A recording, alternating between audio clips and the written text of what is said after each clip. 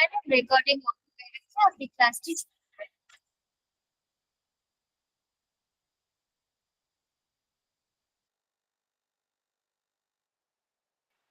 হ্যাঁ, thank you. আসলে ওই ডিভাইসটা থেকেও অন হয়ে গেছিল সাউন্ডটা, তাই জন্য আমি কথা বলছিলাম না। হ্যাঁ, আজকে লক হবে। লকটা তো হয়নি তোমাদের? হ্যাঁ হ্যাঁ ম্যাম, আগের দিন যেটা ক্যান্সেল হলো তো। হ্যাঁ, হ্যাঁ, হ্যাঁ। তো আর কিছুই বাকি আছে, লক কান্ট এইগুলো কয়েকটা হয়ে গেলে কিন্তু তোমাদের ব্যাচটা শেষ হয়ে যাবে, তাই যেগুলো যা দেখার একটুখানি দেখে রেখো। পুজোর পর কিন্তু আর ক্লাস হবে না। ম্যাম বলছিলাম যে আমরা তো স্টাডি মেটেরিয়াল পেয়েছি, তো পিএসসি যে টপিকটা সেইটারই শুধু পেয়েছি, তো এই যে এক্সট্রা ক্লাসগুলো হলো এইগুলোর হ্যাঁ, এগুলো পাবে তো, ফোন করে বলো যে আমরা এসএলএসটি গুলো নিতে চাইছি, তাহলে এসএলএসটি। না, এসএলএসটি একটা নিয়েছি বেঙ্গলির পুরোটাই, আচ্ছা।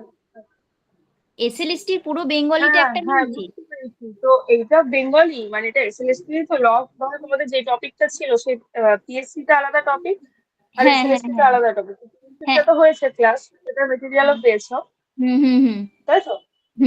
ওগুলো আর পেয়ে গেছি। এইগুলো হচ্ছে তোমাদের এগুলোর বাংলা পেয়েছো। হ্যাঁ। এবার এগুলো আমি ইংলিশটা মানে ইংলিশ, এগুলো আর ইংলিশ নেই, এগুলো ইংলিশটা আমি তুলে দিয়েছি পিডিএফে, যাতে তোমরা ইংলিশটাও দেখে নিতে পারো, বুঝে নিতে পারো। হুম। বাংলা তো আছেই তোমাদের কাছে। তাহলে ম্যাম এটা কি দরকার, না আমার যে এসএলএসটিটা আছে সেটাতেই হবে, মানে সেটা আর পিএসসি যেটা আছে সেটাতেই? হ্যাঁ, ওগুলোতেই হবে।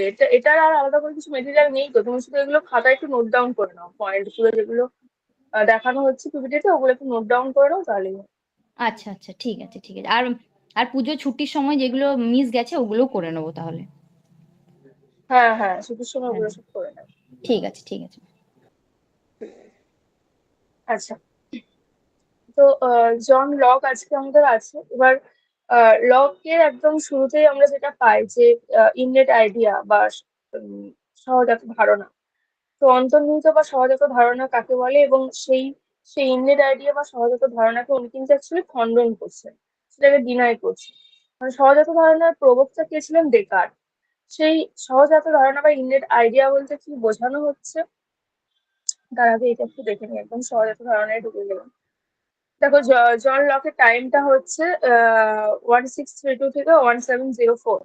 তো উনি 17th সেঞ্চুরি এর একটি ব্রিটিশ ইমপ্রেসিস্ট ফিলোসফার, মানে অভিজ্ঞতাবাদী দার্শনিক এবং ফিজিশিয়ান। তো এরা কিন্তু, আমরা যখনই দেখছি ওয়েস্টার্ন ফিলোসফিতে ঢুকছি, শুধুমাত্র ফিলোসফার কেউ নয়, কেউ ম্যাথমেটিশিয়ান, কেউ ফিজিশিয়ান ইত্যাদি। তো একে কি বলা হচ্ছে?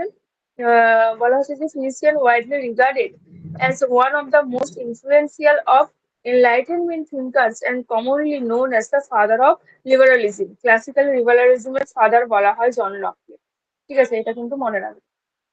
Locke has examined the origin, limits, and nature. Knowledge is famous. It is easy concerning human understanding. And Locke is equally important in social contact theory.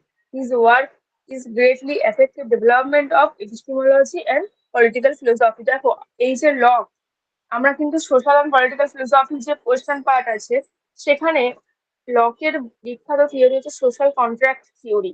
সমাজ ব্যবস্থাকে তা কিরকম হওয়া উচিত বা কি, সেটা নিয়েও কিন্তু উনি কথা বলছেন। এছাড়া আমাদের এপিস্টেমোলজিক্যাল ডেভেলপমেন্ট, পলিটিক্যাল ফিলোসফি নিয়েও কিন্তু উনি কথা বলেছেন। এবং যেটা বললাম যে he was deeply influenced by the philosophy of rationalist philosopher Rene Descartes. Rene ডেকার্টের যে ফিলোসফি, রেশনালিস্ট ফিলোসফি তার, সেটার দ্বারাই কিন্তু উনি মূলত ইনফ্লুয়েন্স হয়েছিলেন। এবং ওনার যে ইন্টারেস্ট গুলো ছিল, epistemology, metaphysics, political philosophy, philosophy of mind, philosophy of education, economics, ethics, মানে ফিলোসফির তো অনেক জায়গা আছে, তার সেই সমস্ত কিছুর মধ্যে লক হচ্ছে এই সমস্ত বিষয়ের উপর ইন্টারেস্টেড ছিলেন। এবং যেটা আমরা পড়ি, simple idea and complex idea, refutation of innate idea. Simple idea এবং কমপ্লেক্স আইডিয়া কি, তার দুটোর মধ্যে আলাদা আলাদা পার্থক্য করেছেন উনি। ইননেট আইডিয়াকে রিফিউট করছেন, যেটা বললাম সহজাত ধারণা। রিপ্রেজেন্টেশনাল রিয়েলিজমের কথা বলছেন উনি। এবার সব আমরা পড়বো। থ্রি গ্রেডেস অফ নলেজ এবং সেকেন্ডারি আর প্রাইমারি কোয়ালিটিস এর মধ্যে পার্থক্য করছেন। এবং টাবুলার আসা, যেটা খুব ইম্পর্টেন্ট, যে মন একটি অলিখিত সাদা কাগজ। এই যে কথাটা উনি বলছেন, এবং এই কথাটা উনি ট্রাভেলার আসার কনসেপ্টের ঘর থেকে আসছে, যখনই উনি রিফিউটেশন অফ ইনেট আইডিয়ার কথা বলছেন। ওনার যে বই, সেই বইগুলো যদি আমরা দেখি যে a letter concerning toleration and essay concerning human understanding, এই যে সেকেন্ড বইটা, এটার সাথে হিউমের বইয়ের হচ্ছে অনেক সিমিলারিটিস আছে, দুটোকে গোলাবে না। And essay concerning human understanding কিন্তু লকে। Some thoughts concerning education, two treatise of civil government and the reasonableness of Christianity. এবার উনি উনি তাহলে যে সমস্ত বিষয়গুলোর প্রতি ইন্টারেস্টেড ছিলেন, আমরা ওনার বইয়ের নামগুলো দেখলেই বুঝতে পারছি। সিভিল গভর্নমেন্ট নিয়ে কথা বলছেন, বেসিক্যালি উনি সেখানে সোশ্যাল কন্ট্রাক্ট থিওরি নিয়ে কথা বলেছেন। এছাড়াও ফিলোসফি অফ এডুকেশনের ওপর উনি যেহেতু কনসার্ন ছিলেন, তাই সেটার উপর একটা বই লিখেছেন, সাম থটস কনসার্নিং এডুকেশন, এবং খ্রিস্টানিটির বিষয় নিয়ে উনি আলোচনা করছি। লকের যে এপিস্টিমোলজি, মূলত ওনার যে এপিস্টিমোলজি, সেখানে দুটো দিক আছে, একটা হচ্ছে নেগেটিভ দিক, একটা হচ্ছে পজিটিভ দিক। নেগেটিভ দিকে উনি প্রথমত কি করছেন, যে রিফিউটেশন অফ ইননেট আইডিয়া, ইননেট আইডিয়াকে উনি রিফিউট করে দিচ্ছেন, সহজাত ধারণা। এবং পজিটিভ দিকটাতে বলছে his own theory of knowledge, ওনার জ্ঞান সম্পর্কিত যে মতবাদ, থ্রি গ্রেডেস অফ নলেজ, সেটাকে উনি প্রতিষ্ঠা করছেন। এইবার আমরা আসছি main theory of innate idea. The innate idea in philosophy, an idea illicitly inborn the human mind as contrasted with those received or complete from experience. It holds that mind is born with idea or knowledge according to rationalist philosophy. The doctrine that at least certain idea, a good infinity substance, must be innate because no satisfactory empirical origin of them could be conceived, flourished in the 17th century and found in René Descartes its most prominent exponent. এখন বলা হচ্ছে যে innate idea কি, এই যে বলা হলো যে মূল প্রবক্তা কে ছিলেন, রেনে দেকার। এবং উনি বলছেন যে তাহলে ইননেট আইডিয়া বা সহজাত ধারণা কি হবে, যে ধারণাগুলো ঈশ্বর জন্ম থেকেই মানুষের মনে মুদ্রিত করে রেখেছেন, সেগুলো বলা হচ্ছে সহজাত ধারণা। ঠিক আছে, ইনবর্ন আইডিয়া আর নলেজ। এখন তাই যদি হয়, তাহলে কি, যেমন কার্যকারণ, যেমন অসীমতার ধারণা, নিত্যতার ধারণা, পূর্ণতার ধারণা, এমনকি ঈশ্বরের ধারণা, এগুলো অন্তর্নিহিত, সহজাত, এগুলো অটোমেটিক্যালি চলে আসছে, মানে নতুন করে আমরা অভিজ্ঞতাই পাচ্ছি এমন না। লক কেন রিফিউট করছে, যে অভিজ্ঞতায় আমি তো পাইনি এগুলোকে। আর ডেকার্ট কেন স্বীকার করছে, কারণ উনি বুদ্ধিবাদী, বুদ্ধি বা রেশনালিটিকে উনি ইম্পর্টেন্স দিচ্ছেন, আর উনি এমপিরিসিস্ট, তো এক্সপিরিয়েন্স ছাড়া উনি মানবেন না। এখন ডেকার্ট বলছেন যে তাহলে এইগুলো হচ্ছে সহজাত ধারণা, যেগুলো অসীমতার ধারণা, নিত্যতার ধারণা, পূর্ণতার ধারণা, ঈশ্বরের ধারণা। এখন বলছে তাহলে কেন এগুলোকে উনি সহজাত বলে মানছেন, কারণ সেই ধারণাগুলোর যে সত্যতা, তার কাছে তার মধ্যে স্পষ্টতা এবং বিবিধতা রয়েছে, এই জন্য। এবং উনি বলছেন যে এইগুলো যথার্থতা যথার্থতা, এগুলোর যথার্থতা গুলো হচ্ছে প্রশ্নাতীত এবং স্বতঃসিদ্ধ। ঠিক আছে, এবং এই এই ধারণাগুলোর মধ্যে দিয়েই মানুষ অধিজ্ঞান বা ঈশ্বর জ্ঞান লাভ করে, এবং এইগুলো আমরা কখনোই সহজাত থেকে পাবো না। যেমন অসীমতা, নিত্যতা, পূর্ণতা, স্থান, গাণিতিক সত্য, যেমন 2+2=4। ডেকার্ট যেহেতু একজন ম্যাথমেটিশিয়ান ছিলেন, তিনি বলছেন যে 2+2=4, এটাও তো আমি এক্সপিরিয়েন্সে পাবো না রে বাবা, তাহলে আমি এইগুলো কিভাবে পাবো? তাহলে এই ঈশ্বরের যে ধারণা, সেটা ওই গাণিতিক সত্যতার মতোই সত্য, এগুলো অভিজ্ঞতা লব্ধ হতে পারে না। মানে অভিজ্ঞতা লব্ধ জ্ঞান মানুষ, বিভিন্ন মানুষের কাছে বিভিন্ন রকম হতে পারে, সত্য মিথ্যে হতে পারে, কিন্তু সহজাত সেটা স্বতঃসিদ্ধ। স্বতঃসিদ্ধ কখনো মিথ্যে হতে পারে না। তো স্বতঃসিদ্ধ থেকে অবরোহ পদ্ধতিতে আমরা গাণিতিক সত্যটাও পাচ্ছি। ঠিক আছে, ডেকা তো মনে করছে সহজাত ধারণা সবচেয়ে গুরুত্বপূর্ণ ধারণা, উনি এই জন্যই বলছেন the innate ideas the most important. তো কিন্তু অভিজ্ঞতাবাদীরা বলছেন যে এই ইন্দ্রিয়ানুভূতি বা অভিজ্ঞতাই হচ্ছে জ্ঞানের মূল উৎস। কারণ বুদ্ধিবাদের মতের বিরুদ্ধে নিজের মত প্রতিষ্ঠার আগে লক কিন্তু প্রথমে বুদ্ধিবাদের খণ্ডন করছেন। আর বলছেন যে, এবং সেই খণ্ডনটা কোথায় উনি করেছেন, প্রথম প্রকাশিত যে গ্রন্থ দ্য ইসেস কনসার্নিং হিউম্যান আন্ডারস্ট্যান্ডিং, এখানে উনি প্রথমে সহজাত ধারণা সম্বন্ধে যে প্রচলিত যে মতবাদ, মেনলি ডেকার্টের, সেটাকে সমালোচনা করছেন এবং সেটার বিরুদ্ধে কিছু কথা বলছেন।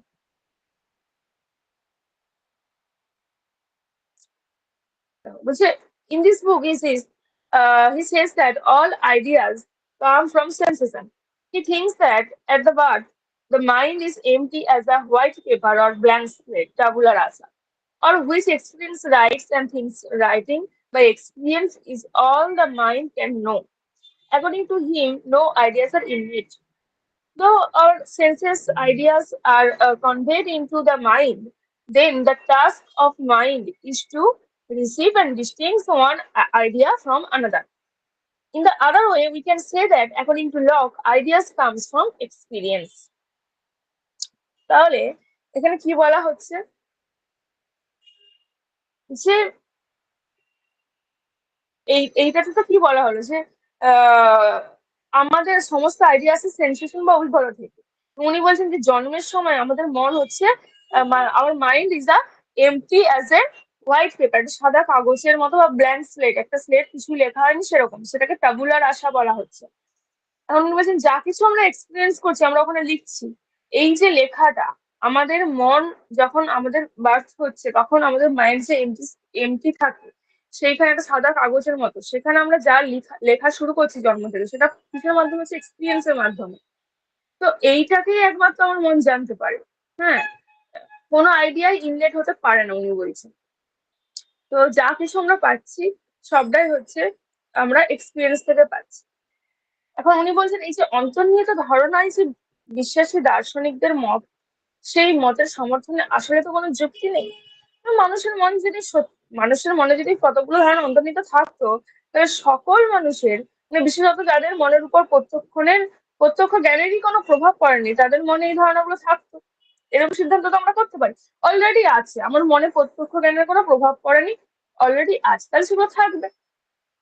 কিন্তু বাস্তবিক ক্ষেত্রে আমরা কি দেখি, যারা শিশু হয়, যারা নির্বোধ ব্যক্তি হয়, যারা অসভ্য জাতি হয়, তাদের মনে ঈশ্বরের সমতার এই সমস্ত ধারণা তো থাকা উচিত, কিন্তু থাকে না। একটা মৌলিক নিয়ম রয়েছে, কিছু মৌলিক তো নিয়ম রয়েছে যে যে বস্তু আহ যে বস্তুটা যা বা সেটাই, যে মানে আমরা যেমন যথার্থ কেন বলি, যেটি যেমন সেটি তেমন, যে বস্তুটি যেমন সেটাকে তেমন ভাবে জানা। তাহলে সেটা থাকা উচিত, যদি থাকেই সত্যি যদি থাকে তাহলে সেটা জানতে পারবে, কিন্তু আমরা তা জানতে পারি না। মানে আমরা এটা বলছি যে অন্তর্নিহিত ধারণা সেটা সত্য, সেটা আমাদের মনে জন্ম হতেই থাকে, কিন্তু আমরা তাদের জানতে পারি না, এই কথা আমরা বলতে পারবো না। আমার কোনো ধারণা আমার মনে আছে অথচ মন জানে না, এটা একেবারে অসম্ভব। মনে যদি কোনো কিছু ছাপ অঙ্কিত করা হয়েছে অথচ মনই জানে না, এটা তো স্ববিরোধী উক্তি। তো এইটাও হতে পারে না বলে লক মনে করছেন। এবং এছাড়া উনি বলছেন কতগুলি ধারণা যদি সকলের মনে থাকতো তাহলে এরা যে অন্তর্নিহিত এটা প্রমাণিত হতো না। কারণ এই সমস্ত ধারণা কি হতো, প্রত্যক্ষ জ্ঞান, সামাজিক ব্যবহার, এগুলো থেকে এদের উপস্থিতি ব্যাখ্যা করা সম্ভব হতো, মানে বেসিক্যালি এক্সপিরিয়েন্সে আনা সম্ভব হতো, হচ্ছে না।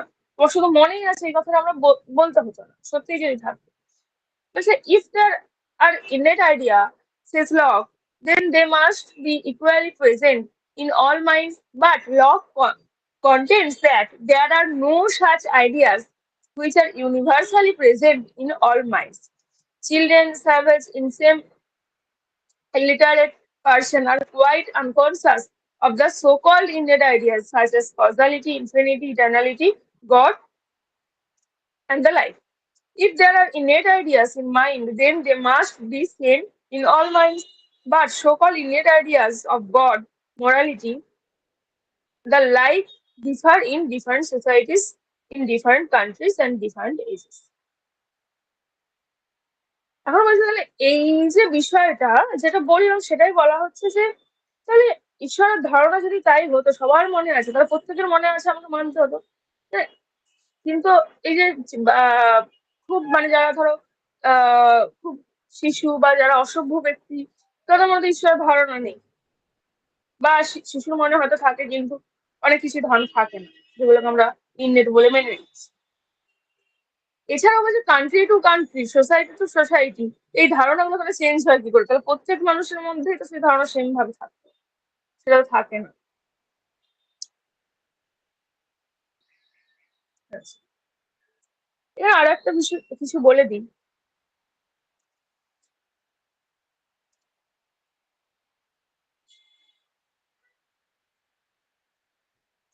দেখুন, লক বলছেন, অভিজ্ঞতাবাদী লক মনে করছেন যে কিছু সার্বিক নিয়ম আছে, যেমন অভেদ নিয়ম, ল অফ আইডেন্টিটি, বিরোধ নিয়ম, ল অফ কন্ট্রাডিকশন। এগুলো অভিজ্ঞতা থেকে সহজেই পাওয়া যায়।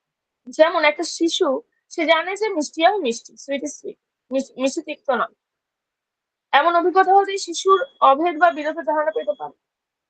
এবার এর জন্য ধারণাকে সহজাত বলার তো কোনো দরকার নেই, মানে law of contradiction, law of identity, এই দিয়েই তো যে শিশুর মধ্যে যে ধারণা যে মিষ্টি আর মিষ্টি, এটাকে আমি সহজাত বলবো না, এটাকে আমি ল অফ আইডেন্টিটি আর ল অফ কন্ট্রাডিকশনের মধ্যে ফেলে দেবো।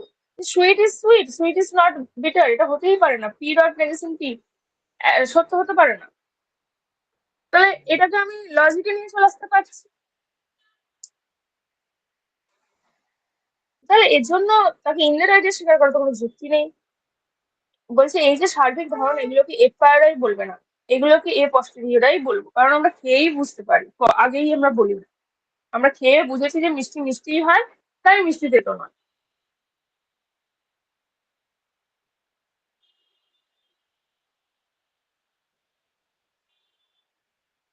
তাহলে বলছে আইডিয়াকে তুমি কি বলবে? ইনলেট বলবে না তো কিভাবে স্বীকার করবে? তো idea, what is idea according to John Locke? Ideas are fundamental units of our mental content, and so they play an integral role in the explanation of human mind and account of our knowledge. Ideas are immediate object of human knowledge. This means that we have no direct knowledge of things themselves, but only of our ideas about them. এখন বলছেন ধারণা শব্দটাকে উনি এইভাবে ব্যাখ্যা করছেন যে কোনো ব্যক্তি যখনই চিন্তা করে, তখন যা তার বুদ্ধির বিষয় হয়, তাই হচ্ছে ধারণা। তাহলে এই আইডিয়া শব্দটাকে উনি ব্যাপক অর্থে ব্যবহার করছেন। ধারণা বলতে আমরা যে বস্তুকে প্রত্যক্ষ করছি, তার মানসিক প্রকৃতিকে বোঝায়। কারণ প্লেটো যখন আইডিয়া শব্দটা ব্যবহার করছেন, উনি বলছেন যে এই শব্দটা কালাতীত, অভিকারী, অতীন্দ্রিয়, জাতিসত্তা, ক্লাস অফ এসেন্স, এইসব বোঝাতে উনি ব্যবহার করেছিলেন, তাই তো। কিন্তু লক বলছেন যে না, এইসব কিছু নয়, যা কিছু অনুভূত হয় তা প্রত্যক্ষের বিষয় হোক অথবা কল্পনায় প্রতিভাসিত মানস প্রকৃতিই হোক, সাক্ষাৎ অনুভবের বিষয় হোক বা আমার চিন্তা দ্বারা গৃহীত কোনো কিছু হোক, তাই আইডিয়া।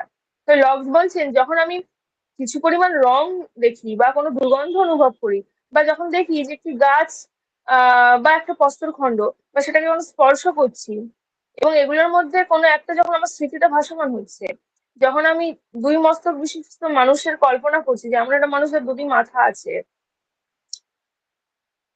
এখন যখন বর্গক্ষেত্র, সমতা, ন্যায়, এই শব্দগুলোর অর্থ বুঝতে পারছি, এই সমস্ত ক্ষেত্রে মানে তুমি যাই বলো না কেন, এই সমস্ত ক্ষেত্রে কি হচ্ছে, আমার মনে কোনো না কোনো উপস্থিত, মানে কোনো না কোনো আইডিয়া উপস্থিত হয়।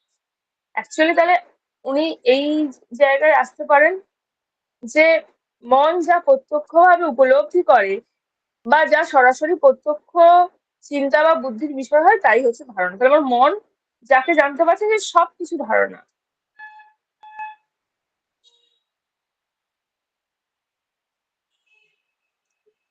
এইবার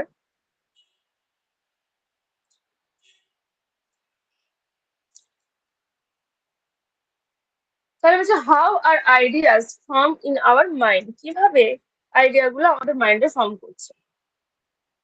Locke explained that when we perceive things, they impress themselves on our mind and leave their image, their copies there. These images are representative of things in our mind, and these are our ideas of things.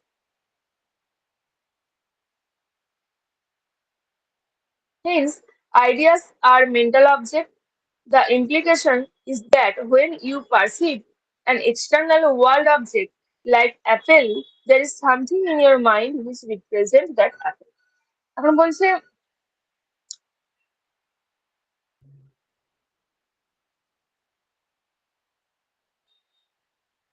মানে কোনো মানুষের মনে তো কোনো অন্তর্নিহিত ধারণা থাকছে না।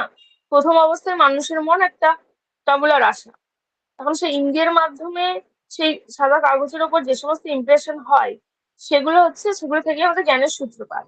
কারণ আমাদের মনে ইন্দ্রিয়গুলো যে সমস্ত রেখাপাত করে, মানে যেগুলো ইমপ্রেশন আসে, সেগুলি থেকে উৎপন্ন যে ধারণা, সেগুলো মানে সেগুলো থেকে যে ধারণা উৎপন্ন হয়ে যাচ্ছে এমন নয়।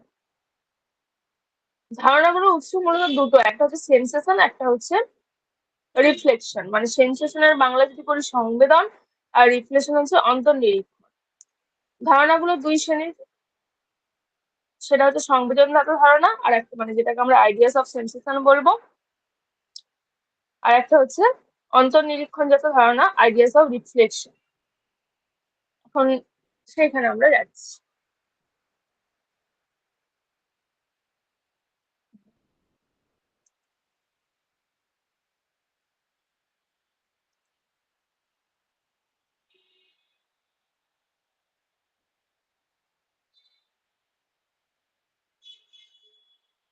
তাহলে কি বলছে যে ধরো তাহলে আমরা দুটো উৎস পাচ্ছি, ধারণার দুটো উৎস, মানে টু ওয়েজ, দুটো রাস্তা পাচ্ছি। একটা হচ্ছে সেন্সেশন বা সংবেদন, আর একটা হচ্ছে রিফ্লেকশন বা অন্তর্নিরীক্ষণ।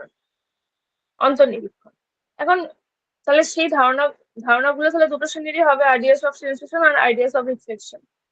কারণ সংবেদনজাত যে ধারণা, সেগুলো বহির্জগতের মানে সেগুলো হচ্ছে বহির্জগতের বস্তু বা আমাদের চারিদিকে অবস্থিত বিস্তার সমূহ যে বস্তু সমূহের ধারণা। আমাদের মানসিক অবস্থাগুলোর অনুভবই হচ্ছে অন্তর্নিরীক্ষণ। যেমন আমাদের স্মৃতি, সুখবোধ, দুঃখবোধ প্রভৃতি থেকে যে ধারণাগুলো অন্তর্নিরীক্ষণ করতে হয়। তৃতীয় কোনো আর উৎস নেই, একটা হচ্ছে সেন্সেশনে পাবো, একটা হচ্ছে রিফ্লেকশন, আর তৃতীয় কোনো উৎস নেই। মনের ধারণা অ্যাকচুয়ালি আর বাকি জগতের ধারণার কথা বলছি। কারণ সেইখানে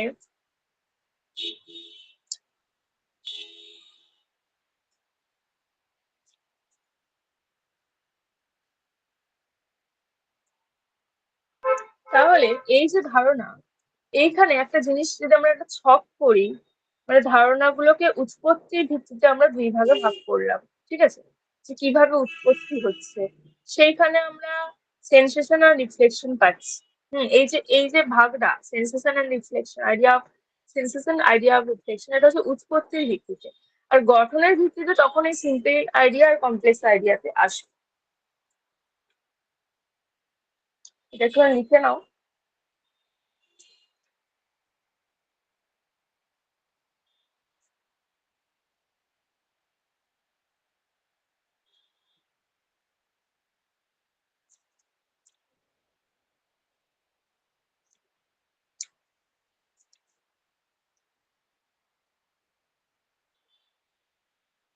ঠিক আছে, according to law, both sensation and reflection, we can get two type of idea, which are refer simple idea and complex idea. এখন সেন্সেশন এন্ড রিফ্লেকশন কে গঠনের দিক থেকে আমরা, উৎপত্তির দিক থেকে আমরা ধারণাকে দুই ভাগে ভাগ করলাম, মানে সেন্সেশন আর ইন্দ্রিয়ানুভূতি একটা, অন্তর্নিরীক্ষণ একটা, সেখান থেকে আইডিয়াস আসছে simple and complex. Simple idea কি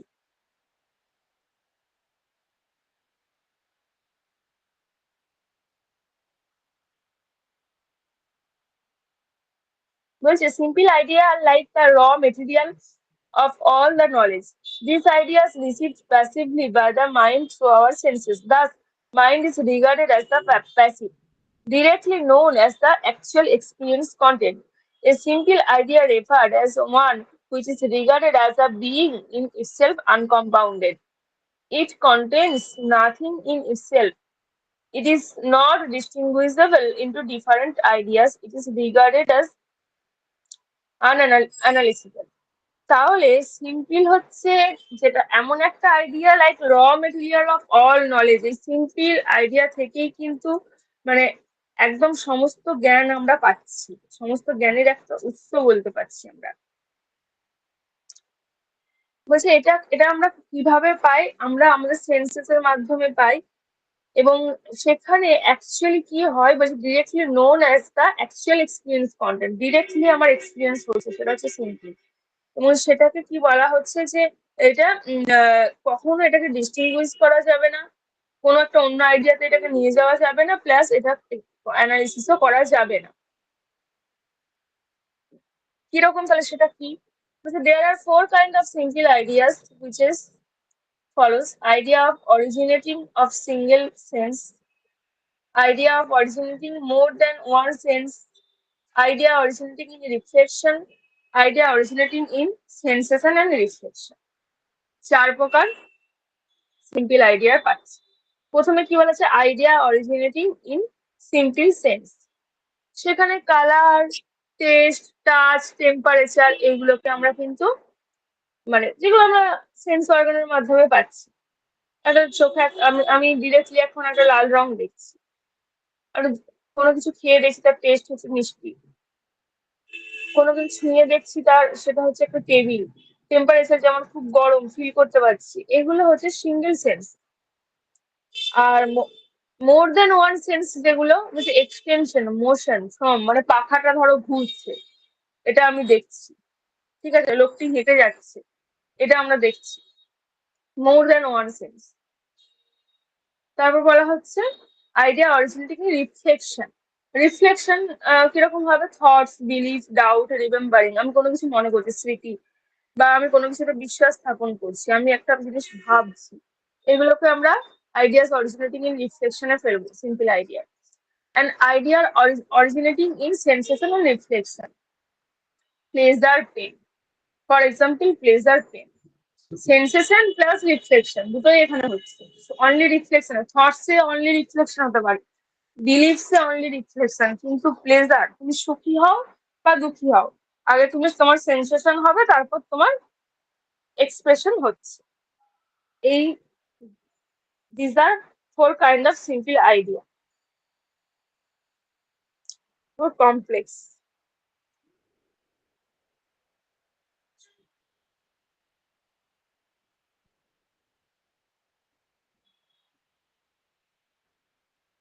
বলছে it has been said that when the mind becomes active we are able to get complex idea। মানে সিম্পল, দেখো আমরা যে নির্বিকল্প প্রত্যক্ষ সবিকল্পক প্রত্যক্ষ পড়েছিলাম না, কিছুটা সেরকম।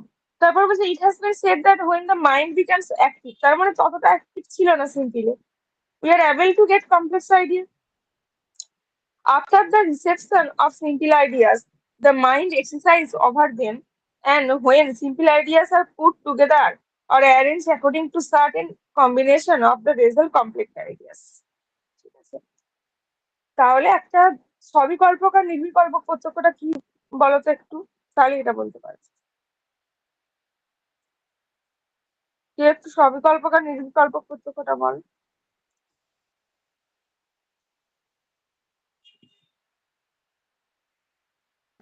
ম্যাম, নির্বিকল্প মানে হচ্ছে মানে আমার ফিলিংটা মানে ফিলটা হয় যে আমি কিছু একটা দেখলাম, কিন্তু তার সম্পর্কে আমি বর্ণনা দিতে পারবো না, মানে কি মানে তার কালার কি বা কি আহ, এগুলো বলতে পারি না, কিন্তু ওই ফিলিংটা হয় যে হ্যাঁ আমি একটা কিছু দেখলাম, মানে অস্পষ্ট যেই দেখাটা।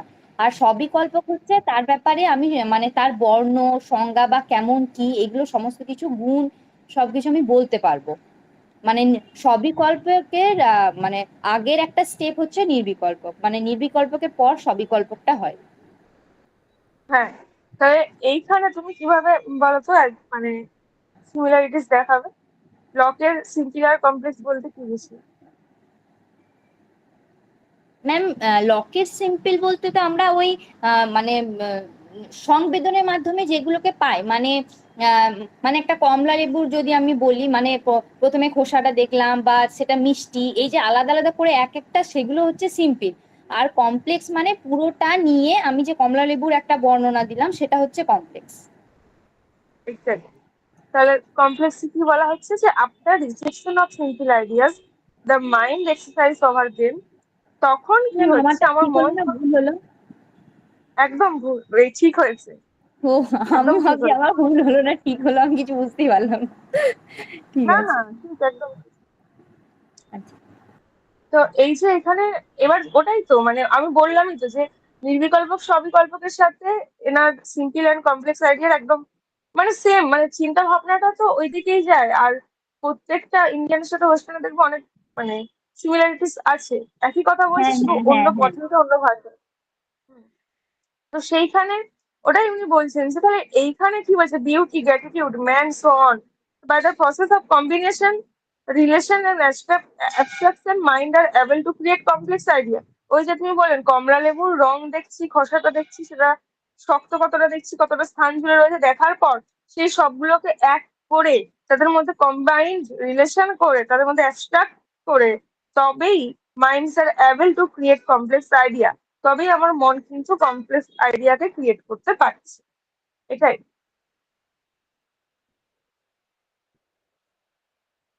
তাহলে যখনই কমপ্লেক্স আইডিয়া তিনটে জিনিসই আছে, মুড, সাবস্টেন্স এন্ড রিলেশন, এগুলো ছাড়া করা যাবেই না কমপ্লেক্স আইডিয়া।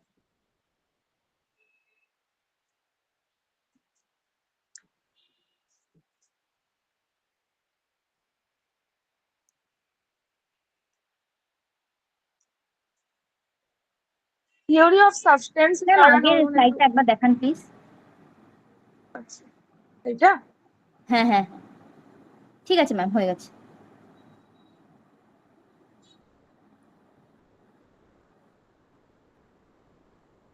আমি নলেজটা আগে একটু করিয়ে দিতে চাই। দেখো, সাবস্টেন্স বা ইত্যাদি পড়ার আগে একটু ওনার জ্ঞান তত্ত্বটা যদি একটু আমরা দেখে নিই। এই যে আইডিয়া গুলোর কথা বলা হচ্ছে, মানে এগুলো সবই তো নলেজ থেকে আসছে, এক্সপিরিয়েন্স থেকে আসছে, জ্ঞান থেকে আসছে, বুদ্ধি থেকে নয়। তাহলে জ্ঞানটা কি? সেখানে উনি বলছেন, ওনার যে বলছেন লক ইন হিজ ইজিস, মানে ওনার যে বই হ্যাজ opined that, যেটা বলতে চাইছেন, knowledge consist in perceiving the agreement or disagreement between ideas.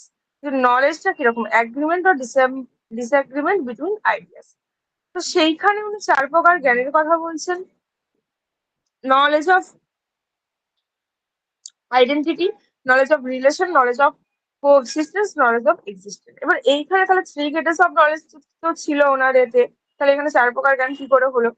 এখন উনি বলছেন যে জ্ঞান তত্ত্বের দুটো দিক আছে, একটা হচ্ছে নঙর্থক, একটা হচ্ছে সদর্থক। নঙর্থক দিক থেকে আমরা কি দেখেছিলাম, যে সহজাত ধারণা দেখাতে সহজাত ধারণাকে উনি বিভিন্ন যুক্তির মাধ্যমে সমালোচনা করলেন। সদর্থক দিক থেকে উনি নিজের যে জ্ঞান তত্ত্ব অর্থাৎ অভিজ্ঞতাবাদ সেটাকে প্রতিষ্ঠা করলেন। এখন জ্ঞান তত্ত্ব প্রতিষ্ঠার ক্ষেত্রে লক কি করছেন, অভিজ্ঞতাবাদী বেকনকে অনুসরণ করছেন। অ্যাকচুয়ালি বেকনের, মানে বেকনের সাথে ওনার অনেক সিমিলারিটিস আমরা পাবো। উনি বলছেন যে জ্ঞান সম্পর্কিত মতবাদকে আমরা প্রধানত দুই ভাগে ভাগ করতে পারি। প্রথম ভাগে যে জ্ঞানের যে মূল উপাদান সেগুলি কি সেটা উনি দেখিয়েছেন, এবং কিভাবে জ্ঞান উৎপন্ন হয় তা আলোচনা করেছেন। এবং জ্ঞানের যে মূল উপাদান কি ছিল, লকের মতে যদি এরকম প্রশ্ন আসে যে লকের মতে জ্ঞানের মূল উপাদান কি, কি বলতো, কি করবে?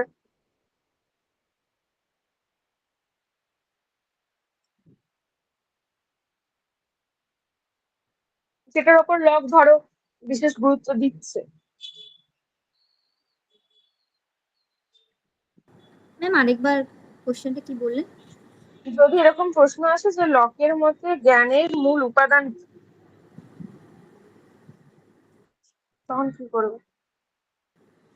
ম্যাম লক তো প্রথমে অভিজ্ঞতাবাদী ছিলেন, মানে তিনি তো অভিজ্ঞতাই বলছিলেন যে মানে অভিজ্ঞতায় যেগুলি পাওয়া যায় সেগুলি, কিন্তু তারপরে তো তিনি মানে নরম অভিজ্ঞতাবাদী হয়ে গেছিলেন, মানে অভিজ্ঞতার সাথে সাথে তিনি বুদ্ধিকেও মেনেছিলেন পরের দিকে। হ্যাঁ, এর পরের দিকে মানছি, উনি প্রথমে বলছেন মূল উপাদান হচ্ছে অ্যাকচুয়ালি ধারণা। হ্যাঁ হ্যাঁ, ধারণা, ঠিক মানে আছে, অভিজ্ঞতার মাধ্যমে যে ধারণাগুলি আমরা পাই সেই ধারণাগুলি আর হচ্ছে সেগুলি, একমাত্র। এখন তাহলে উনি বলছেন তাহলে জ্ঞানের মূল উপাদানগুলো হচ্ছে ধারণা। কোনো ধারণা কি বহির্জগতের বস্তুগুলোর সাথে আমাদের ইন্দ্রিয়ের সংস্পর্শের ফলে উৎপন্ন হয়, আবার কোনো ধারণা মানসিক অবস্থা, প্রক্রিয়ার যে নিরীক্ষণ সেগুলোর ফল। এবং দ্বিতীয় ভাগে উনি বলছেন যে প্রকৃতি, সত্যতা, প্রসার বা পরিষেবা, যে মোশন ইত্যাদির কথা বলা হচ্ছিল সে সম্বন্ধে উনি আলোচনা করছেন। এবং ধারণা জ্ঞানের উপাদান যোগায়, কিন্তু মনে কতগুলো ধারণা উপস্থিত থাকলেই যে আমাদের জ্ঞান হয়ে যাবে এমন নয়। লক জ্ঞানের লক্ষণ এইভাবে দিচ্ছেন যে দুটি ধারণার মধ্যে সংযোগ বা সঙ্গতি বা অসঙ্গতি বা বিরোধিতা উপলব্ধি করাই হচ্ছে জ্ঞান। তাহলে জ্ঞানের যে ডেফিনেশন, যে দুটি ধারণার মধ্যে সংযোগ এবং সঙ্গতি অথবা অসঙ্গতি এবং বিরোধিতা উপলব্ধি করাই হচ্ছে জ্ঞান। নুন নেহারের ভিডিও অন আছে, একটু অফ করে দাও।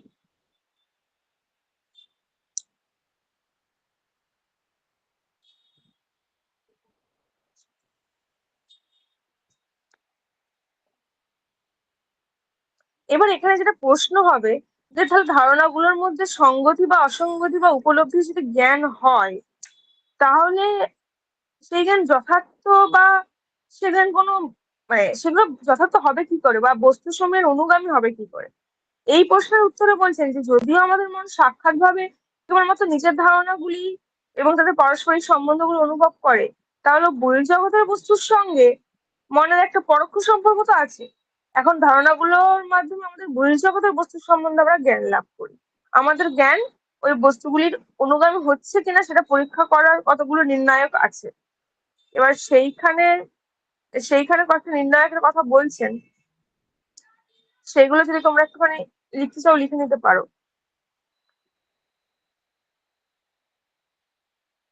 উনি তাহলে হ্যাঁ ম্যাম। পুরো ওনার এটা আসলে কি ধারণা গঠিত হচ্ছে অভিজ্ঞতা থেকে? হ্যাঁ, কিছু বলছো? না না ম্যাম, আপনি বললেন না লিখে নিতে পারো, আমি বললাম, হ্যাঁ হ্যাঁ ম্যাম লিখে হ্যাঁ, নিচ্ছি। হ্যাঁ। তো ধারণা গঠিত হচ্ছে কি অভিজ্ঞতা থেকে, অভিজ্ঞতা আসে সংগ্রাম থেকে এবং অন্তর্দর্শন থেকে, এবং সংবেদন অন্তর্দর্শনের আশ্রয়স্থল হচ্ছে মন। মন কিন্তু নিষ্ক্রিয় থাকে, কিন্তু মনে কি হয়, অভিজ্ঞতা সঞ্চিত হলে মন অভিজ্ঞতার উপর কাজ করে এবং অমিশ্র মিশ্র ধারণা উৎপন্ন করে। লকের একটি উক্তি আছে যে বুদ্ধিতে এমন কিছু নেই যা পূর্বে ইন্দ্রিয়ের মাধ্যমে ছিল না, ইন্দ্রিয়ের মধ্যে ছিল না। তার জ্ঞান তথ্য এটাই খুবই প্রাসঙ্গিক এই কারণে, যে বুদ্ধিতে এমন কিছু তুমি পাবে না যা পূর্বে তোমার ইন্দ্রিয়ের মধ্যে ছিল না। কারণ অভিজ্ঞতার মাধ্যমে মনে বিভিন্ন ধারণা গঠিত হয়। ধারণাগুলোর সাথে সঙ্গতি বা অসঙ্গতির অনুভব উনি জ্ঞান বলছেন। উনি বলছেন যে এই সঙ্গতি বা অসঙ্গতির অনুভব 4 প্রকার হতে পারে। এই যেটা এই 4 প্রকার দেওয়া আছে ওটাই লিখবে। একটা হচ্ছে কি নলেজ অফ আইডেন্টিটি, অর্থাৎ যেটাকে আমরা আইডেন্টিটি অর ডাইভার্সিটি বলছি, এটা বাংলাগুলো আমি বলছি। তদাত্ম অথবা বিভেদ।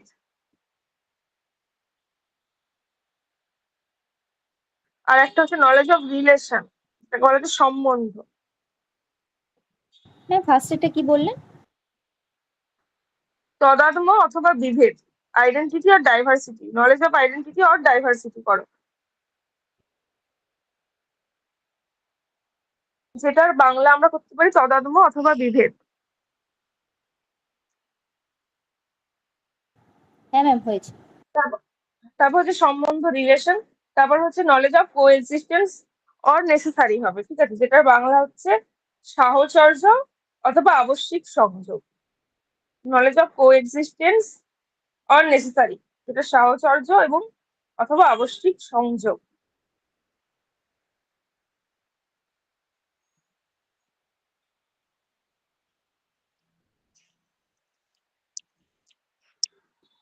তারপর হচ্ছে নলেজ অফ এক্সিস্টেন্স, প্রকৃত সত্তা। প্রকৃত সত্তা। প্রকৃত সত্তা।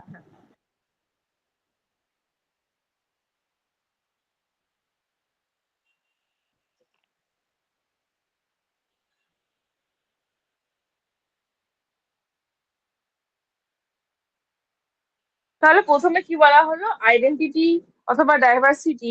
এটা এটা বলতে কি বোঝানো হচ্ছে, বলছে ধরো সংবেদন বা অন্তর্নিরীক্ষণের মাধ্যমে কোনো ধারণা পাওয়া মাত্র আমরা তৎক্ষণাৎ সেই ধারণাকে নিজের সাথে অভিন্ন এবং অন্যান্য ধারণা থেকে ভিন্ন বলে অনুভব করি। যেমন নীল তো নীলই, সাদা কালো নয়, ঠিক আছে। এই যে আইডেন্টিটি এন্ড ডাইভার্সিটি ব্যাপারটা কি, মানে নীল নীলই, সাদা কালো নয়,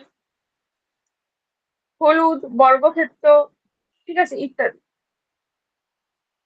এইগুলোকে এই রকমের জ্ঞান আমাদের হয় নলেজ অফ আইডেন্টিটি বা নলেজ অফ ডাইভার্সিটি, যেটা বললাম।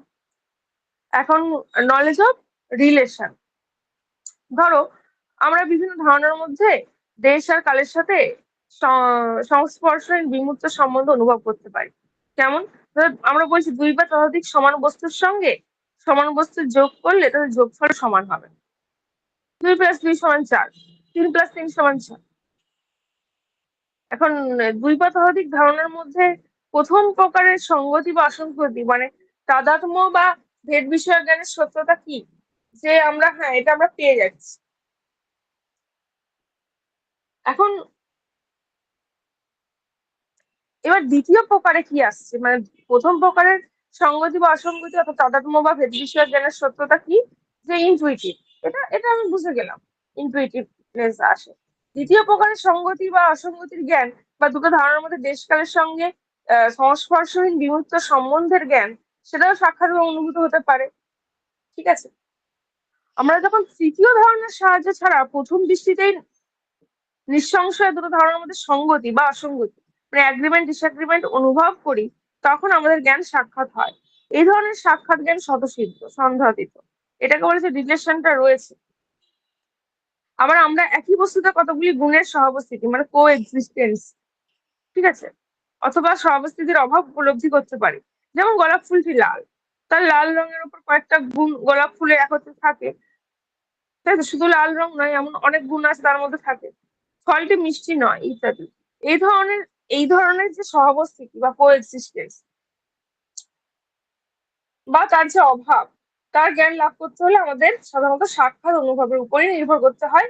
এই অনুভব আমাদের কেবলমাত্র বিশেষ বিশেষ বিষয় সম্বন্ধেই জ্ঞান দান করছে। আর রিয়েল এক্সিস্টেন্স কি বলা হচ্ছে, বা এক্সিস্টেন্স, নলেজ অফ এক্সিস্টেন্স বা রিয়েল এক্সিস্টেন্স বলছে এই অনেক স্থলে আমরা প্রকৃত যে সত্তা তার ধারণার সাথে অন্যান্য ধারণার সম্বন্ধ অনুভব করি। যেমন যে ফুলটি আমি দেখছি সেটি একটি যথার্থ বস্তু, সেটা কোনো কল্পিত বা স্বপ্নদৃষ্ট নয়। কারণ ফুলের ধারণার অনুরূপ একটি যথার্থ বস্তু আমাদের মনের বাইরেও আছে। এই প্রসঙ্গে প্রশ্ন উঠবে যে ওই রকম অনুভবের উপর নির্ভর করে আমরা যে সমস্ত অবধারণ করি সেগুলো কতদূরই বা সত্য হতে পারে। এই সমস্যাটা কিন্তু আসবে। তো যাই হোক, এটা হচ্ছে আমার জ্ঞান সম্পর্কিত, মানে জ্ঞান কে উনি ওই চার ভাবে হতে পারে বলে মনে করছে। এইবার পরেরটা,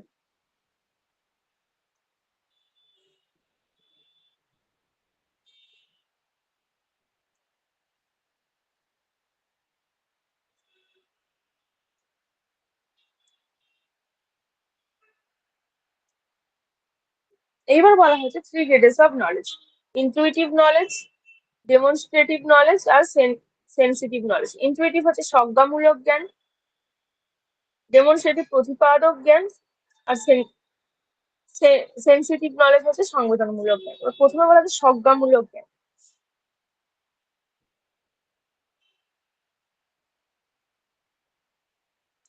তাহলে উনি ধারণার মধ্যে সঙ্গতি বা অসঙ্গতি মানে অ্যাগ্রিমেন্ট ডিসএগ্রিমেন্ট বা বিরোধিতার যে অনুভব, সেই অনুভবকে তিনটি স্তরে ভাগ করছেন, থ্রি গ্রেডেস অফ জ্ঞান, আর ওটা ছিল চার প্রকার জ্ঞান। এবার সেইখানে উনি কি বলছেন যে প্রথমে হচ্ছে সংজ্ঞামূলক জ্ঞান বা intuitive knowledge. This is the highest kind of knowledge and most certain and clear. মন যদি ধারণাগুলোর পরস্পরের সঙ্গে সঙ্গতি বা অসঙ্গতি এবং বিরোধিতা সরাসরি নিরীক্ষণ করতে সমর্থ হয়, তখন সংজ্ঞামূলক জ্ঞান সম্ভব হয়। যেমন মন সরাসরি জানতেই পারে সাদা কালো নয়, বৃত্ত ত্রিভুজ নয়, দুই অপেক্ষা তিন বড়। অ্যাকচুয়ালি ম্যাথমেটিক্স এর মতোই একটু, কিন্তু এটাকে ডেকার্টের মতো করে উনি বলবেন না, সহজাত বলবেন না। উনি বলছেন এটাও আমাদের সংজ্ঞামূলক জ্ঞান এবং এটাও আমাদের অভিজ্ঞতার মাধ্যমেই পাচ্ছি অ্যাকচুয়ালি। লোক মনে করছেন এমন জ্ঞান স্বচ্ছতম হবে, নিশ্চিততম হবে, মানে ক্লিয়ার অ্যান্ড ডিস্টিংগুইশ থাকবে। আর এই জ্ঞানের প্রমাণ প্রয়োজন হয় না বা প্রমাণ সম্ভব নয়, কারণ এটা অতি প্রতিরোধ স্বপ্রকাশিত, ঠিক আছে, সেলফ এভিডেন্ট ট্রুথ, সংজ্ঞামূলক জ্ঞান। ডেমনস্ট্রেটিভ নলেজে কি বলা হচ্ছে যে this is referred as the agreement or disagreement of two ideas that are perceived by the meditation or intervention of other ideas. This knowledge is regarded as certain but indirect. এখন প্রতিপাদক জ্ঞান বলছে অনেক সময় ধারণাগুলোর সঙ্গতি বা অসঙ্গতি বিরোধিতা সরাসরি জানতে পারে না, কিন্তু এক বা একাধিক ধারণা দ্বারা পরোক্ষভাবে তারা সেগুলোকে জানতে পারে। মানে মন যদি কোনো ধারণার সাহায্যে জ্ঞান লাভ করে, এমন জ্ঞানকে আমরা প্রতিপাদক জ্ঞান বলবো। যেমন ধরো ত্রিভুজের তিনটি কোণের সমষ্টি দুই সমকোণের সমান, এই জ্ঞান আমরা সরাসরি তো পাচ্ছি না, এর জন্য প্রয়োজন কি আনুষঙ্গিক ধারণা। যেমন ত্রিভুজের আকৃতি, তার বাহুর প্রকৃতি, কোণ সমকোণের ধারণা ইত্যাদি। কিন্তু এর সাক্ষ্য বা এর যে এভিডেন্স, সেটা তো প্রত্যক্ষ নয়। লগ মনে করছেন প্রতিপাদক জ্ঞান প্রাপ্তির প্রতিটি স্তরে যদি সংজ্ঞামূলক নিশ্চয়তা থাকে, তবেই প্রতিপাদক জ্ঞানকে আমরা নিশ্চিত বলতে পারবো। মানে ইনটিউটিভনেস যদি থাকে, তবেই ডেমনস্ট্রেটিভ নলেজকে আমরা নিশ্চিত বলতে পারছি।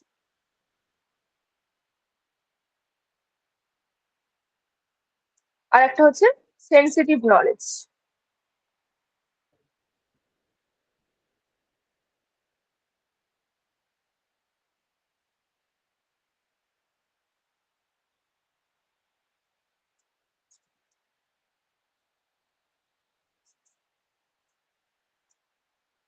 The third and lowest kind of knowledge is sensitive knowledge.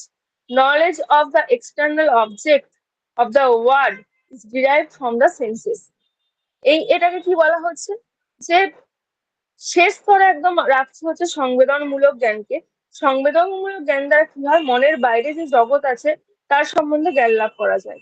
ইন্দ্রিয় এবং বহির্বিশ্বের বস্তুর সঙ্গে সন্নিকর্ষের ফলে এই জ্ঞান উৎপন্ন হয়। ন্যায় দর্শনে কি বলা হচ্ছে, যে ইন্দ্রিয়ার্থ সন্নিকর্ষোৎপন্নম জ্ঞানম প্রত্যক্ষম। লকের দর্শনে এই মানে সংবেদনমূলক যে জ্ঞান, সেটা ন্যায় দর্শনের প্রত্যক্ষ জ্ঞানের মতোই। লক মনে করছেন ইন্দ্রিয় দ্বারা বহির্বিশ্বের সঙ্গে সংবেদন মনে সঞ্চিত হয়, সেই সঞ্চিত সংবেদন হতে মন ধারণা লাভ করে এবং বিভিন্ন ধারণার মধ্যে সঙ্গতি বা অসঙ্গতির মাধ্যমে সে মনের বাইরে বিশ্বের অস্তিত্ব সম্বন্ধে পরোক্ষ জ্ঞান তার হয়। এটা হচ্ছে সংবেদনমূলক জ্ঞান। ইন্দ্রিয়হীন ব্যক্তির মনেও সেই সংবেদনমূলক জ্ঞান আসতে কিন্তু পারবে না। যেমন ধরো স্পর্শেন্দ্রিয়হীন ব্যক্তি, কোনো বস্তুর স্পর্শ সংবেদন থাকবে না। একইভাবে যে দৃষ্টিহীন, তার দৃষ্টি সংবেদন থাকবে না। এখন স্পর্শেন্দ্রিয়হীন ব্যক্তি কমলতা বা কঠোরতার মধ্যে পার্থক্য তো করতে পারবে না। আবার দৃষ্টিহীন ব্যক্তি শিল্পকলা বা নান্দনিক সুখ থেকে বঞ্চিত হবে। তাহলে এর থেকেই প্রমাণিত হয় যে ইন্দ্রিয় সংবেদন সৃষ্টি করতে পারে না। সংবেদনের জন্য প্রয়োজন হচ্ছে বহির্বিশ্বের বস্তু। ইন্দ্রিয় সংবেদন পরিবহনের মাধ্যম এবং সংবেদনের জন্য প্রয়োজন ইন্দ্রিয় বস্তুর সংযোগ। সেই জন্যই বলা হচ্ছে ইন্দ্রিয়ার্থ সন্নিকর্ষোৎপন্ন জ্ঞানম প্রত্যক্ষ। এটাকে হচ্ছে, এটা অ্যাকচুয়ালি সংবেদনমূলক জ্ঞান। এই তিনটে জ্ঞানের মধ্যে কোনো সমস্যা থাকলে বলো। ম্যাম এই তিনটে একটু বলে দেবেন, আমার কেটে গেছিল লাইনটা, দিয়ে হ্যাঁ আমি তারপর জয়েন করলাম, মানে একটু ইয়ে করে বলে দিন শর্টে। হ্যাঁ, বলে দিচ্ছি। সংজ্ঞামূলক হচ্ছে যে, যেটা ধরো ওই ম্যাথমেটিক্স এর যে জ্ঞানগুলো, যে আমি মনে করছি সাদা কালো নয়, বৃত্ত ত্রিভুজ নয়, 2 এর থেকে 3 বড়, 2 + 2 = 4। এইটা আমরা একদম মানে আমরা অভিজ্ঞতাটাই পাচ্ছি, কিন্তু আমি তো এগুলো পাচ্ছি, এগুলো তো আমার মনের যে ধারণার সৃষ্টি করছে। এটা হচ্ছে সংজ্ঞামূলক জ্ঞান বা ইনটিউটিভ নলেজ, সংজ্ঞাতে থাকছে আমার। আর প্রতিপাদক হচ্ছে যে যখন মানে অনেক সময় মন কি করে, সঙ্গতি অসঙ্গতি বা বিরোধে সরাসরি জানতে পারে না। মানে মন যদি অন্য কোনো ধারণার সাহায্যে জ্ঞান লাভ করে, তখন সেই জ্ঞানকে আমরা প্রতিপাদক বলবো। যেমন হচ্ছে ত্রিভুজের 3টি কোণের সমষ্টি 2 সমকোণের সমান, এমন জ্ঞান আমরা কিন্তু ডিরেক্টলি পাচ্ছি না। আমরা ত্রিভুজের আকৃতি, তার কোণ, সমকোণের ধারণা থেকে পাচ্ছি। ঠিক আছে। আর একটা হচ্ছে সংবেদনমূলক জ্ঞান, যেটা হচ্ছে ওই ইন্দ্রিয়ের সাথে বিষয়ের সন্নিকর্ষের ফলে যে জ্ঞানটা উৎপন্ন হচ্ছে, মানে বহির্জগতের বস্তু থেকে যে জ্ঞান আমার উৎপন্ন হয়, সেটা হচ্ছে সেন্সিটিভ নলেজ। সেন্স থেকে, সেন্স অর্গানের মাধ্যমে, সেন্স অর্গানের সাথে সাবস্টেন্সের কানেকশনের ফলে যে জ্ঞান উৎপন্ন হয়, এটা সেন্সিটিভ নলেজ।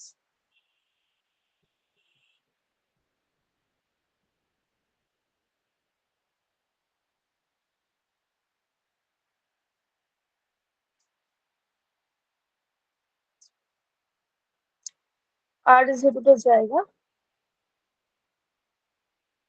সাবস্টেন্সের জায়গাটা একটু বলুন। হ্যাঁ, সাবস্টেন্সের জায়গাটা বলে নিয়ে মোটামুটি 7টার দিকে ছেড়ে দেবো। তোমরা চাইলে ওই ক্লাসটা থেকে জয়েন করতেও পারো। আচ্ছা ম্যাম। তো সাবস্টেন্সে কি বলা হচ্ছে, যে lock argues that when we perceive things, what we actually perceive in them are qualities। মানে যা আমরা দেখছি, অ্যাকচুয়ালি দেখছি তার quality, colour, height, size, hardness ইত্যাদি, which impress themselves in our minds and leaving their copies or image there। যেটা আমার মুদ্রণটা আমার মনের মধ্যে আসছে এবং তার একটা কপি বা ইমেজ থেকে যাচ্ছে। But we know that these qualities cannot exist on their own। তারা আলাদাভাবে থাকে না। they inherit the something of substratum which supports them and from which they are coming out। তার মানে তাদের একটা আশ্রয় আমাকে স্বীকার করতে হবে, যে যে কিনা সেখানে থাকছে এবং সেটা থেকেই কামিং আউট হচ্ছে, দেখতে পাচ্ছি। This substratum from which they are coming out, which supports and in which they inhere, is what Locke calls substance। তাহলে সেই সাবস্টেটাম বা আশ্রয়টা, যেখানে এগুলো থাকছে কোয়ালিটিস গুলো, এবং সেটাকে লক বলছেন সাবস্টেন্স বা দ্রব্য। We can never know it directly because we have no direct cognitive contact with it। বলছে আমরা এটাকে ডিরেক্টলি জানতে পারি না, কারণ আমার সেই সাবস্টেন্সের সাথে ডিরেক্টলি কোনো জ্ঞানীয় কন্ট্যাক্ট আমার হয় না। We can only know the qualities and come out from it and which impress themselves on our mind। তাহলে আমরা যেটা জানছি সেটা হচ্ছে গুণ, গুণের সমষ্টি রূপে আমরা বস্তুকে জানি। It is not only by inference that we know of its existence, since we know that these qualities cannot exist on their own. They must be existing in something, and it is substance. Inference এর মাধ্যমে আমি কেবলমাত্র জানতে পারবো যে গুণ আলাদাভাবে থাকতে পারে না, সে কোনো না কোনো সাবস্টেটামকে ঘিরে থাকবে, এবং সেটাই হচ্ছে substance according to lock. Thus, we are compelled to assume the existence of matter as the unknown and unknowable substance of qualities. The mind is the substratum of power of perceiving, thinking, feeling, and willing.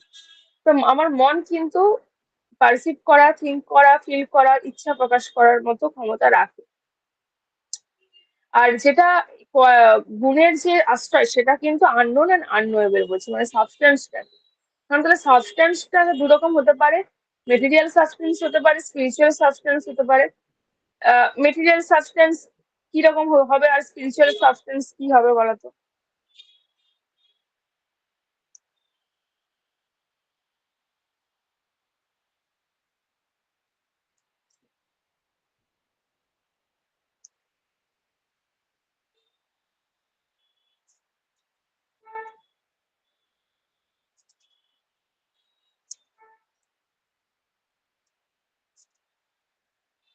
Ma'am material মানে যেগুলো আমরা অভিজ্ঞতার মাধ্যমে পাচ্ছি, মানে জগতে যেগুলি আছে।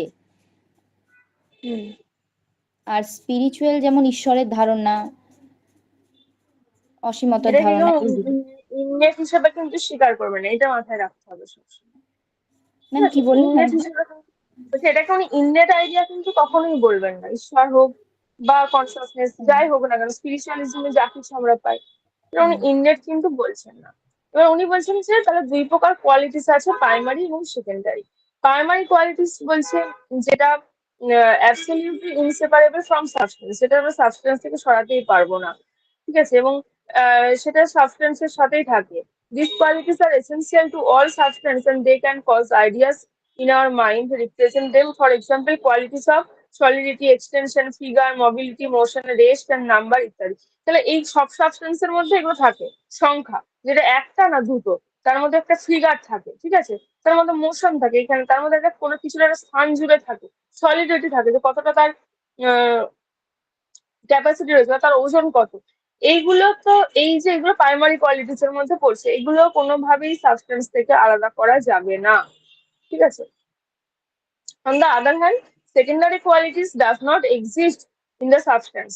They are not represent something that exists in the object itself. For example, color, sound, taste, smell, এগুলো চেঞ্জ হতে পারে, আলাদা হতে পারে, কখনো নাও থাকতে পারে। একটা আম, তার স্মেল চেঞ্জ হতে পারে, তার কালার চেঞ্জ হতে পারে। ঠিক আছে, তো সেকেন্ডারি গুলো কিন্তু চেঞ্জ হতে পারে, কিন্তু প্রাইমারি গুলো একদম কোনোভাবেই চেঞ্জ হবে না, সেখানেই থাকবে।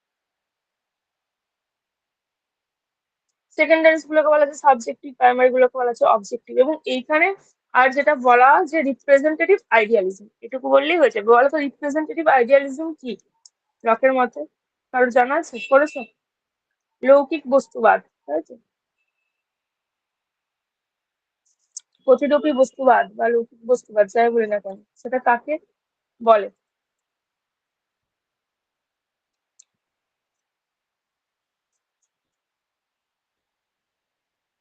লৌকিক বস্তুবাদরা মনে করছেন যে, দেখো, লৌকিকের সাথে প্রতিরূপী বস্তুবাদের একটা পার্থক্য তো আছে, মানে এক নয়, দুটো। এখন পুরো যদি আমরা দার্শনিকদেরকে দেখি, তারা কিন্তু ভাববাদ আর বস্তুবাদ দুটো আলাদা, দুটো ভাগ রয়েছে। এবং সেইখানে ভাববাদরা মনে করছেন যে বস্তুর সত্তা জ্ঞাতার মনের ওপর নির্ভরশীল, কিন্তু বস্তুবাদ মনে করছেন বহির্জগতের যে সত্তা সেটা জ্ঞান নিরপেক্ষ, কারণ বহির্জগতের সত্তা স্বাধীন স্বতন্ত্রভাবে অবস্থান করে। তাহলে বস্তুবাদকে আমরা দুই ভাগে ভাগ করছি, একটা হচ্ছে লৌকিক বস্তুবাদ বা সরল, আর একটা হচ্ছে বিজ্ঞানসম্মত বা প্রতিরূপী বা রিপ্রেজেন্টেটিভ বলে, নেইভ রিয়েলিজম, আর একটা হচ্ছে রিপ্রেজেন্টেটিভ রিয়েলিজম। এখন যেটা লৌকিক বস্তুবাদী, তারা কি বলছেন যে বহির্জগৎ ইন্দ্রিয় কার্য এবং সংবেদনের মাধ্যমে বহির্জগৎ সম্বন্ধে জ্ঞান লাভ করা যায়। কিন্তু এই মতবাদ আমাদের দৈনন্দিন জীবনে কতগুলো বিষয়কে ব্যাখ্যা করতে পারছে না, যেমন অধ্যাস, যেমন অমূল প্রত্যক্ষ, যেমন ড্রিম। ঠিক আছে, এখন এই লৌকিক বস্তুবাদ ত্রুটিগুলি থেকে বিজ্ঞানসম্মত বা প্রতিরূপী বা রিপ্রেজেন্টেটিভ আইডিয়ালিজম আসছে। রিপ্রেজেন্টেটিভ রিয়েলিজম আসছে, ঠিক আছে। এখন সেই রিপ্রেজেন্টেটিভ রিয়েলিজম কি, যে প্রতিরূপী বস্তুবাদ মানে মনের বাইরে পার্থিব জগতের অস্তিত্ব স্বীকার করতে হবে।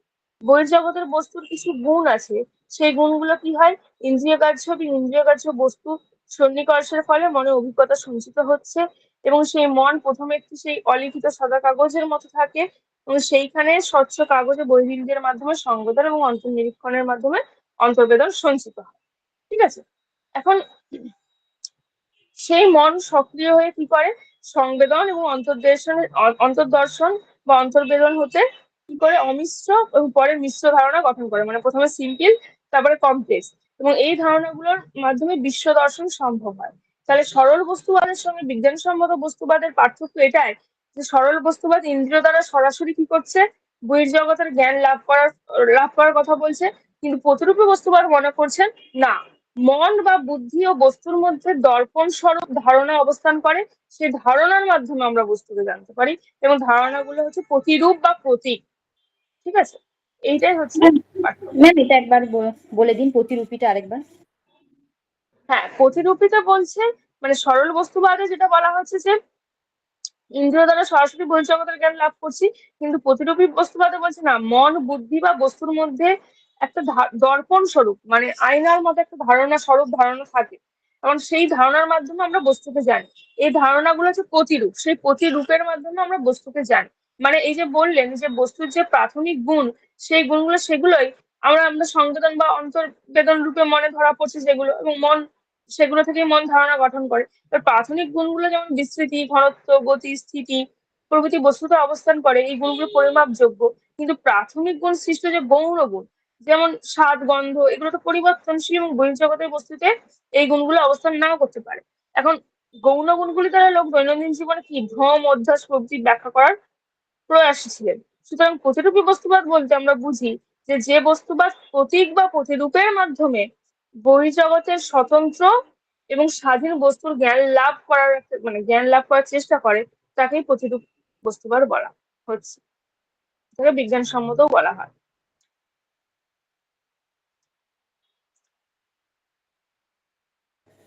আচ্ছা ম্যাম, ঠিক মানে আছে, ম্যাম মোটামুটি।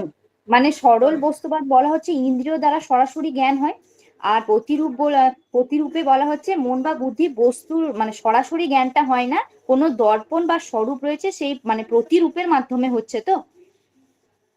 হ্যাঁ, হ্যাঁ, একটা একটা ধারণার মাধ্যমে হচ্ছে সেটাকে প্রতিরূপ বলা হচ্ছে, সেই প্রতিরূপের মাধ্যমে আমার জ্ঞান থাকছে, মানে একটা মিডিয়াম থাকছে প্রতিরূপী বস্তুবাদ। আচ্ছা আচ্ছা।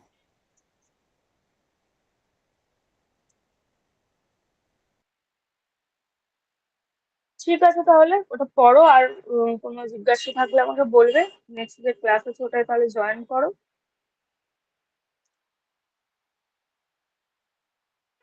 ঠিক আছে, থ্যাংক ইউ। আচ্ছা ম্যাম, থ্যাংক ইউ।